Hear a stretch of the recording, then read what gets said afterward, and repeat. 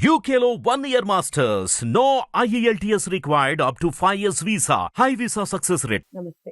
ఎన్నో ముఖ్యమైన విషయాలు మనందరికీ ఉపయోగపడే ఎన్నో విషయాలు గురువుగారు వివరిస్తూనే ఉంటారు. మాస ఫలితాల ద్వారా మనందరికీ సుపరిచితులు శివప్రసాద్ గురువుగారు. మహాలయ పక్షాల గురించి వివరిస్తారు. తప్పకుండా ఆచరించే ప్రయత్నం చేయండి. గురు సమానులు, తండ్రి సమానులు. ప్రతి మాటని కూడా అక్షర సత్యంగా చెప్తూ ఉంటారు. పాటించే ప్రయత్నం చేయండి. డౌట్స్ ఏమన్నా ఉంటే కామెంట్ బాక్స్‌లో తెలియచేయండి. గురువుగారిని కలవాలి అనుకుంటే స్క్రీన్ మీద కనపడే నెంబర్‌కి కాల్ చేయండి. నమస్కారం గురువుగారు. ఆశీర్వచనం తల్లి. గురువుగారు మామూలుగా పక్షం రోజుల్లో ఎప్పుడైనా చేసుకోవచ్చా ఈ మహాలయ పక్షాలనేది? ప్రధానంగా చేయాల్సిన నియమాలేమిటి? ఈ మహాలయ పక్షాలు ఈ కాలంలో? శ్రీ మహాగణాధిపతయే నమః. ఐం మహాసరస్వత్యే నమః. శ్రీ లలితాంబికాదేవియే నమః. మహాలయ పక్షాలు, మహాలయ పక్షం అంటాం. పక్షం అంటే ఏమిటంటే 15 15 రోజులు. రోజులు. మాసం అంటే నెల. నెల. అది ఈ మహాలయ పక్షం అనేటువంటిది ఇప్పుడు భాద్రపద బహుళ పాడ్యమి నుంచి అమావాస్య వరకు వస్తాయి. తర్వాత ఆశ్వీజ శుద్ధ పాడ్యమి నుంచి అమ్మవారి నవరాత్రులు ప్రారంభం కావటం అనేటువంటిది జరుగుతుంది యథావిధిగా. ఇక్కడ మనం ఈ సమయంలో పాటించాల్సింది ఏమిటి అంటే, మనకు పాడ్యమి, విధియ, తదియ, చవితి, పంచమి, షష్ఠి, సప్తమి, అష్టమి, నవమి, దశమి, ఏకాదశి, ద్వాదశి, త్రయోదశి, చతుర్దశి, పౌర్ణమి అయితే పౌర్ణమి, అమావాస్య అయితే అమావాస్య. ప్రతి మానవుడు, ప్రతి జీవి ఏదో ఒక తిథిలో శివైక్యము చెంది ఉంటాడు. మనము సంవత్సరానికి ఒక్కసారి పితృపక్షాలు అని పేరు పెట్టి సంవత్సరానికి ఒక్కసారి ఆబ్దికం పెట్టడం అనేటువంటిది జరుగుతుంది తల్లిదండ్రులకు. ఎందుకు చెయ్యాలి అంటే, పితృదోషాలు అనేటువంటివి లేకుండా చేసుకోవాల్సినటువంటి బాధ్యత మన మీద, మన కర్తవ్యము ఉన్నది. ఏముంది, మా నాన్న నాకు రూపాయి కూడా ఇయ్యలేదు, ఒక రూపాయి అన్నా ఇచ్చిపోలేదు తండ్రి, అంతా ఎవరెవరికో ఇచ్చిపోయినాడు, నాకు ఒక్క రూపాయి ఇవ్వలేదు, నేను ఎందుకు పెట్టాలి? ఇక్కడ రూపాయి ఇచ్చినా ఇవ్వకపోయినా తన శరీరముతో నీకు జన్మ ఎప్పుడైతే ఇచ్చాడో నువ్వు రుణపడినావనే లెక్క దానికి. ఖచ్చితముగా పితృశార్థాలు అనేటువంటివి చేసి తీరాల్సిందే ప్రతి వాళ్ళు కూడా. ఎంత మహోన్నతుడైనా కావచ్చు, ఎంత లేనివాడైనా చేసుకునేటువంటి విధానాల్లో కొన్ని తేడాలు ఉండొచ్చు. చెయ్యాలి, పాటించాలి. మామూలుగా ఈ 15 రోజులు పక్షం రోజుల్లో ఏదో ఒక తిథి రోజు ఇదై ఉంటారు. అది బహుళమా శుద్ధమా అనేది అనవసరం. ఈ పితృపక్షాల్లో ఏ తిథి అయితే వస్తుందో ఆ తిథి నాడు ఆ తల్లిదండ్రులను తలుచుకొని చెయ్యాల్సినటువంటి ధర్మము ఉంది, కార్యక్రమము చెయ్యాలి. అది మామూలుగా పిండ ప్రధాన రూపములో చెయ్యటమా, లేకపోతే ఒక కాశీనో గయనో వెళ్ళి అక్కడ శ్రాద్ధ కర్మలు నిర్వహించటమా, శక్తి లేనటువంటి వాళ్ళు బ్రాహ్మణ్ణి పిలిచి తర్పణము వదులుకోవటమా,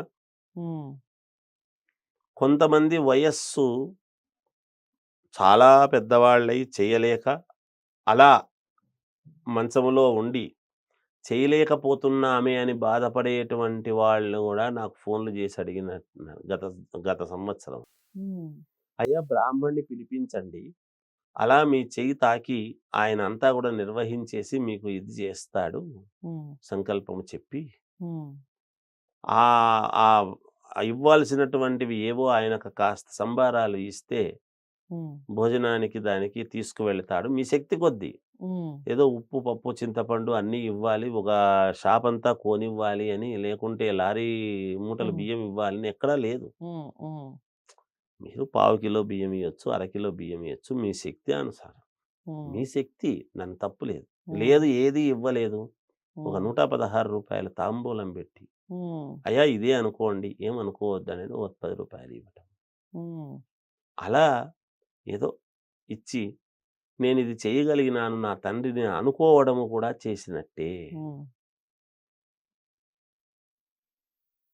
అలా ఈ పితృపక్షాలలో చేయవలసినటువంటివి ఏమిటి అంటే పాటించాల్సినటువంటివి ఇవే.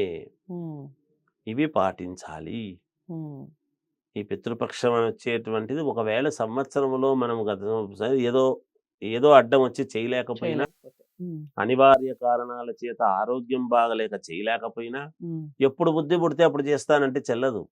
ఈ ఆ టైంలోనే డేట్ చేయాలి. దాటిపోయింది అంటే ఉమ్, ఫలానా తిథి అనేటువంటిది గుర్తుపెట్టుకొని, ఉమ్, ఉమ్, ఆ తిథి దాటిపోయింది, ఏదో ఆరోగ్యం బాలేదు, ఈ ఉమ్, చేసేటువంటి వ్యక్తి ఏ శుభకార్యంలోనో ఉండో లేకపోతే ఇంకొకటో అడ్డం వచ్చి చేయలేకపోయినాడు.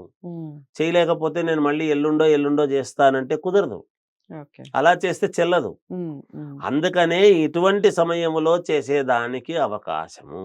ఉమ్, చాలామంది పితృదోషాలు అనేటువంటివి పోగొట్టుకోవాలి. వాళ్ళ ఆస్తులు ఇవ్వకపోయినా, ఉమ్, ఈ జన్మ ఇచ్చినందుకు ఉమ్, వాళ్ళు బాధపడితే ఆ బాధ అనేటువంటిది మనకు తగులుతుంది. మనము జీవితంలో వీడిని కన్నందుకు మనకేమిటి అంటే మనము ప్రతి అమావాస్యకు తర్పణం వదులుకోవాలి. ప్రతి నెల గూడా అనేది ఉన్నది. ఇది ఉహు. బ్రాహ్మలకు మాత్రమే అని కాదు.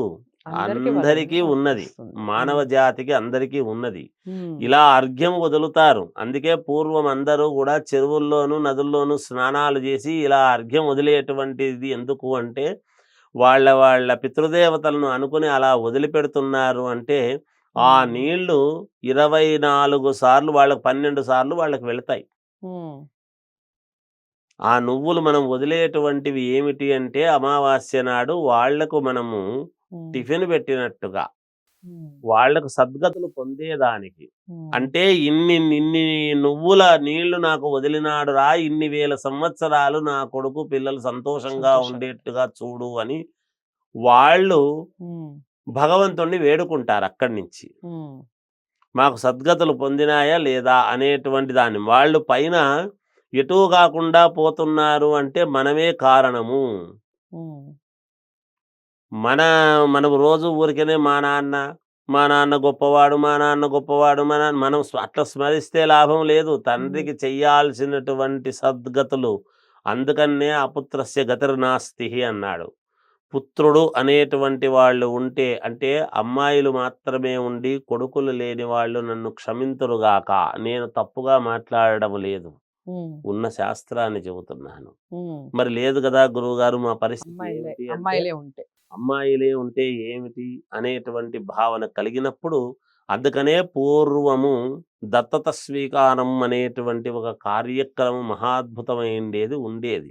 ఉమ్, ఉమ్, ఇప్పుడు మన వెనక ముందు పుట్టిన వాళ్ళకే రూపాయి ఇవ్వడానికి ఆలోచన చేస్తాము. వేరే వాడిని దత్తత తీసుకొని మన ఆస్తికి అర్హుణ్ణి చేయగలిగినటువంటి రోజులా ఉమ్, లేవు. మరి ఇన్ని బాధలు ఎందుకొస్తున్నాయి సమాజంలో? ఇన్ని ఇబ్బందులు గతంలో పూర్వము 40, 50 ఏళ్ల క్రిందట దత్తత స్వీకారం అనేది జరిగేది.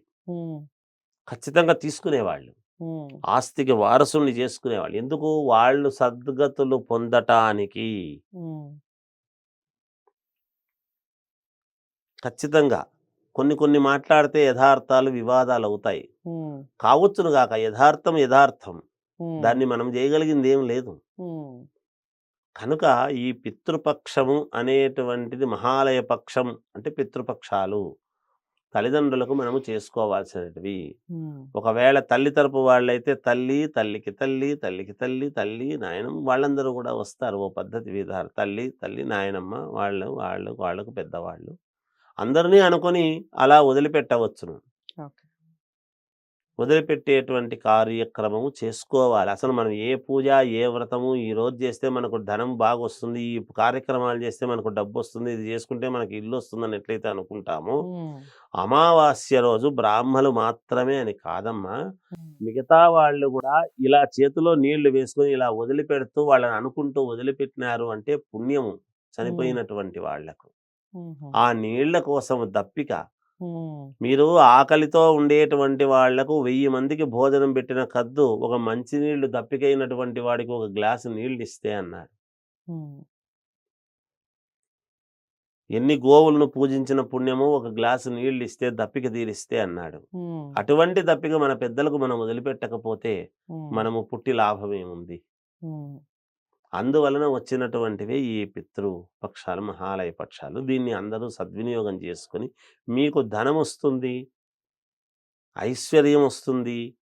ఇవి ఆ తిథి ఏ తిథి రోజైతే పెద్దవాళ్ళు పోయినారో అవి చూసుకొని మడితో చేసుకోవటం. స్నానం చేసి ఒక చోట ఇలా తూర్పు ముఖంగా కూర్చొని హాల్‌లో హ్మ్. శ్రద్ధగా కాస్త అంటే ఇంకొకటి అడ్డపంచె కట్టుకొని కూర్చొని చేస్తే ఉపయోగం లేదు. పింజె పోసుకొని గోచి కట్టుకునే చెయ్యాలి. హ్మ్. గోచి కట్టుకొని చేస్తేనే చెల్లుతుంది. హ్మ్. ఏ పుణ్యకార్యమైనా. అందుకనే బ్రాహ్మణోత్తములందరూ గూడా పౌరోహిత్యం చేసేటువంటి వాళ్ళు గోచి కట్టుకునే చేస్తారు. హ్మ్. అడ్డపంచెతో నేను మహాజ్ఞానం జేస్తాను, నేను అవి జేస్తాను, ఇవి జేస్తానంటే అలా యతీశ్వరులు, సన్యాసులు, సాధు పుంగవులు వాళ్లకు అలా అడ్డపంచెతో ఉండి పీఠాదులు వాళ్ళు జేసుకుంటూ ఉంటారు. హ్మ్. అందుకని ఎవరికి ఏది ఏ విధానంగా చేస్తే పద్ధతి అనేటువంటివి అన్నీ ఉన్నాయి. హ్మ్. నేను చెప్తున్నాను తప్పకుండా మీకు ముందు ధనం గావాలా, లోన్ గావాలా, లోన్ శాంక్షన్ గావాలా, అవి గావాలా, ఇవి గావాలా అన్నప్పుడు హ్మ్. మనము ఈరోజు ఈ సోమవతి అమావాస్య వచ్చింది కాబట్టి బ్రహ్మాండంగా ఇవి చేస్తే జరుగుతాయి. హ్మ్. ఈ పౌర్ణమి వచ్చింది ఇది చేస్తే అవన్నీ ఎలా అయితే చెప్పుకుంటున్నామో అంతకంటే పరమ యోగవంతమైనటువంటిది, పరమ పవిత్రమైనటువంటివి ఈ మహాలయ పక్షాలు.